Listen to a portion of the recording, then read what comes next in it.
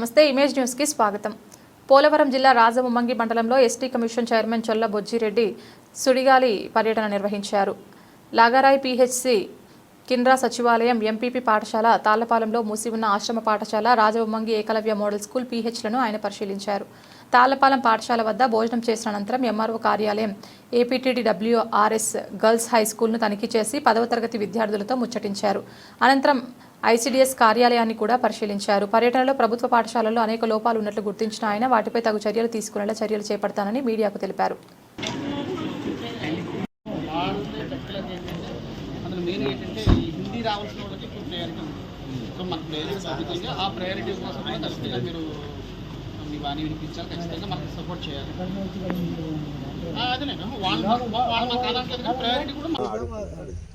Sir, ఇప్పుడు వరకు మీరు రాజం మండలంలో విజిట్లు చేశారు కదా, ఇందులో ఏం గుర్తించగలిగారు? అలాగే ఇప్పుడు ఏలేశ్వరం నుంచి గడ్డెంగన్నవరం వరకు ఉన్నటువంటి రోడ్ల మీద నిన్నటి నుంచి ధర్నా చేయడం అయితే జరుగుతుంది. దానిపై కూడా మీరు కూడా ఎటువంటి చర్యలు తీసుకోబోతున్నారు? ఇప్పుడు ఏంటంటే మనం ఇప్పటివరకు చూసిన దాంట్లో ప్రతి పాఠశాలలో కొంచెం మైనర్ దీపాలు ఉన్నాయి. మైనర్ దీపాలు అయితే సాధ్యమైతే స్కూల్స్ కూడా చక్కగా బాగుపడే అవకాశం ఉంది.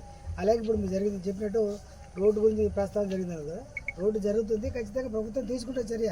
అది ఆల్రెడీ హైవేలో ప్రపోజల్ ఉంది కాబట్టి ఖచ్చితంగా జరుగుద్ది. మన అరిసిన ఆరోపణ అది జరిగే అవకాశం ఉంది, ఖచ్చితంగా జరుగుద్ది. ఓకే సార్, ఇప్పుడు లాగరాయి హాస్టల్ అనేది కీలకం అంటున్నారు అక్కడ, ఎందుకంటే జడ్పీ హై స్కూల్ అనేది కీలకంగా ఉంది. అయితే హాస్టల్ అనేది లేకపోవడంతో అక్కడ విద్యార్థులు తగ్గుముఖం పట్టే అవకాశం ఉంది.